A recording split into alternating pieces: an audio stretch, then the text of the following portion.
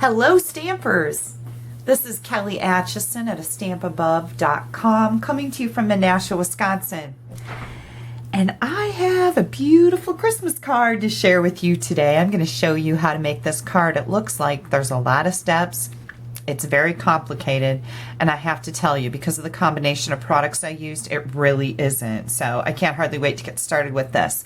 If you've been following me on my Facebook page, I have mentioned that I am gearing up for Christmas now. I am ready to go full steam ahead, and I'm super excited about it. If you haven't been following me on Facebook, why not? Go do a search for A Stamp Above Your Creative Coach on Facebook, and you'll find me. Click on the like button. You'll get my posts in your news feeds. So, like I said, I'm gearing up for Christmas. I can't hardly wait to get going on my holiday crafting. And as proof of that, where's my bag? I have to show you. I went shopping today and I bought all these candies so that I can make all kinds of Christmas stocking stuffers and little treat favors, and give you guys some great ideas to use your paper crafting for the holiday season. All right, so let's get started and I will show you how to make this card. We've got some new products going on, and it's kind of funny because I've shown one of these cards that I've made on my Facebook page, and several times I've gotten the comment, where's that stamp set coming from? Where did you get those dies? People are missing this. These framelits are called Merry Tags, and they're on page 21 in the holiday catalog, and they match the Merriest Wishes stamp set. So people have just been glossing over this, and you know how sometimes that happens, where you don't really realize, or you've looked at the catalog 10 times, and then all of a sudden somebody points something out, and you're like, where is that? And you go look for it, and holy cow, I totally missed it. So a lot of people have been missing this bundle, and of course when you buy the framelits and the stamp set, you get a 10% discount. The other thing they're missing is the background stamp that I used. Let me see if I can find it here. Well, I know I can eventually. Here we go. Merry Medley. I love these kind of background stamps. I have so much fun with these.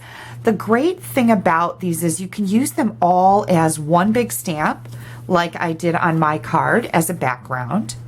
Or you can take and stamp the whole thing and cut out words and pop them up on dimensionals, and you have a whole bunch of words in one stamp here. So now that we know where that's coming from, let me show you a couple more items that I used. I used the Christmas Greetings Thinlits, and we've got Jolly, Peace, and Merry. And we're going to be using the Merry word out of there. And also the, is this called softly falling or gently falling? I always get that confused. But I use this, one of those two falling embossing folders also. And this kind of goes along with the square stamp here with all the polka dots on it. So I thought it was a great addition to my card. So let's get started here. I have a piece of Dapper Denim. I like saying that name, Dapper Denim. Dapper Denim, that's 11 by 4 1/4, and I've scored it at 5 1/2. I've got a piece of Smoky Slate that's 4 by 5 1/4, and also a white piece, Whisper White, that is the same size for the inside of our card. So I'm just going to get my card base ready here.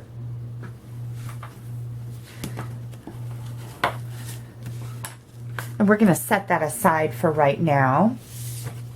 We're going to be focusing on our Smoky Slate piece. I'm going to bring in my Dapper Denim ink pad, and I'm going to ink up this big background stamp. Now, a lot of people don't know this, but when you use these background stamps, you need to leave them laying on your surface. Whoops, am I bouncing the camera? I do that. I'm sorry if I was. You want to leave these on your surface and ink them up like this. You don't try to pick up a big stamp like this and stamp with it. It doesn't work well. You don't get good results out of that. Instead, you're going to bring your cardstock layer to your stamp as it's laying here. And I'm just going to lay this down. And you're going to bring in a piece of scrap paper. And now you're going to use a flat, firm hand to get the ink to transfer to your cardstock. Let's see how I did, right? Yay, it looks beautiful. Okay, and then by using that piece of paper, you're keeping your fingers from touching any ink and getting ink all over the place. So there's your great tip for this card, using the big background stamps. So now that I've got this completed, I'm going to bring this piece in. This I think is 3 3/4 by 1 inch. I'll have all the dimensions on my blog for all of these pieces, so you can just hop on over there to get everything in one nice place. Bringing in the banner, triple banner punch, and I'm going to slide that in and punch that out. And that's going to give us our little banner end. So now I'm just going to take a scrap of Dapper Denim, and I am going to use this framelit to die cut the ornament that I need for my card. And I'm also going to be using this little circle framelit that comes with it to cut out the number 25 on here. So we've got that going on with our Dapper Denim. We're going to stamp up our number 25, so that's ready to be die cut. And then we're also going to use some gold foil paper with our Mary image. So I'm going to get all this die cut, and I'll be back in just a second. Okay, now that I have everything die cut, I've got a 2-inch circle here that I used my circle punch for. And my Mary is punched out, and also my little number 25 here. So I'm going to set some of these things aside. Do you happen to have a Big Shot die brush? This thing is amazing, and I'll tell you what, all these little intricate dies that we have, I would not be using them much at all if I did not have this little tool, because I don't like putzing around and poking out all the little things, you know, all the little bits and pieces. When you do this, it pulls all of those little, it pokes all of those little pieces out. So you don't have to sit with your pokey tool and poke a million things out, because that I find to be really annoying. And once I get this out of here, I still have pieces left in there, but I'm going to gently go over this with my die brush.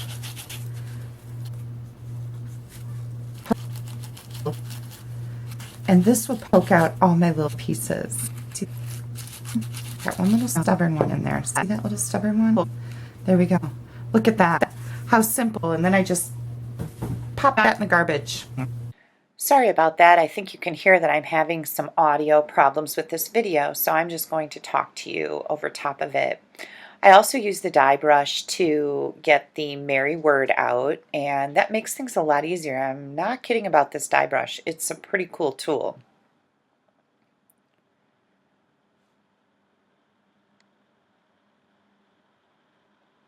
Once I have all my bits and pieces done, I'm going to assemble my card front.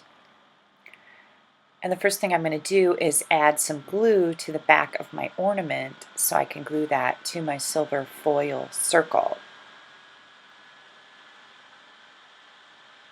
Once you have that glued together, I'm going to add a couple dimensionals to the back to pop it up.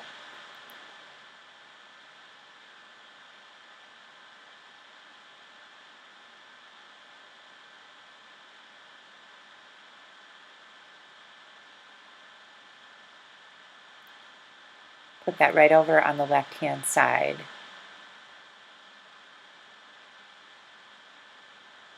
And now for the number 25, I'm also going to add a dimensional to the back of that. There's just something about layering circles that I love and giving them the dimension.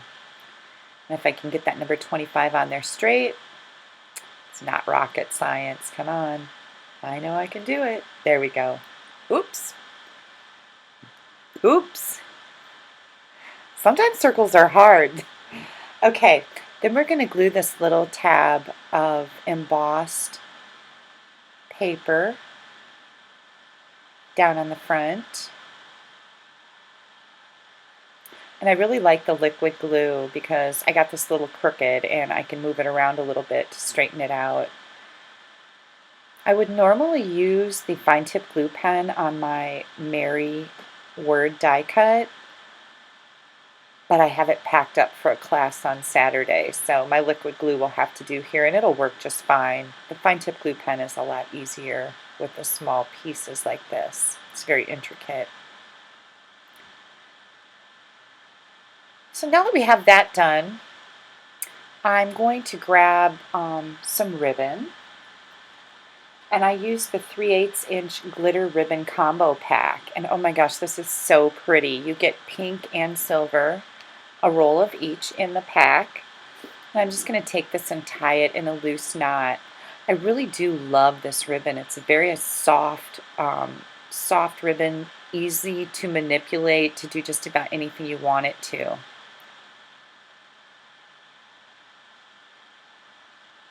Get the tails cut off here.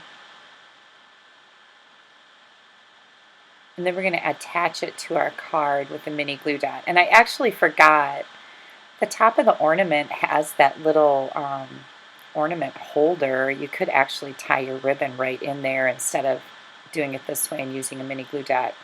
And I know that's how I made my original card, but I made that a couple weeks ago and I kind of forgot that I could do that. So just tie your ribbon through the loop there.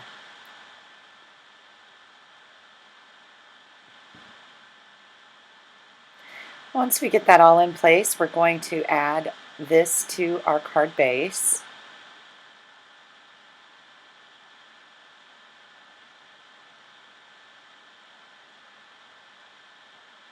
And isn't that just pretty? I think that the silver foil paper is really stunning.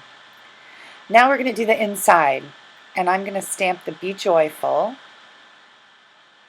on my inside layer. And then I decided to use some of the polka dots from the polka dot stamp in this set. I don't know how this is going to look, so we're just going to see. Stamp that across the top 3 times, and I think I like it.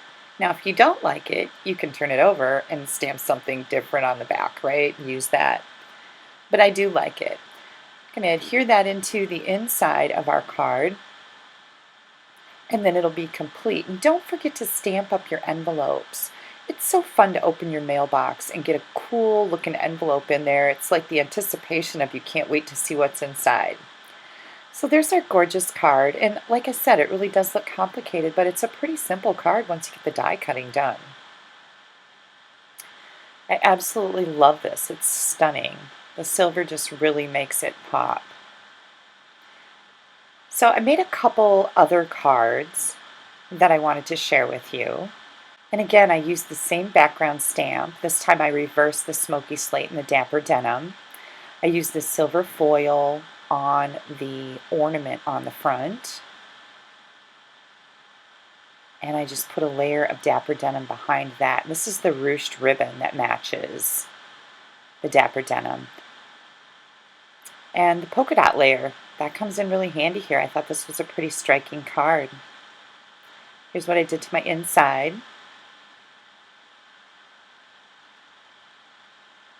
Isn't that pretty? And then I have one other card that I made, and this card has copper on it. Copper is really hot and trendy right now. Again, I used the ruched ribbon. The background, I used Versamark ink on the background stamp, and then copper embossing powder, which is also in the Holiday Mini Catalog, and popped my ornament up on dimensionals. Stamp the greeting on the inside.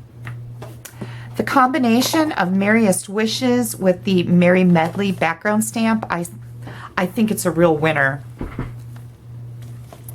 And I'm really glad that I bought both of these to go together. So here's some easy Christmas cards. And thanks for stamping with me today. If you don't have a Stampin' Up! Demonstrator, I would love to earn your business. I can send you some catalogs if you pop me an email at kelly@astampabove.com. And make sure you check out my blog. I've got a lot of stamping ideas on there. I'll have the ingredients and measurements for this card on my blog for you, and that is www.astampabove.com. Add a little sparkle to someone's day and send them a card.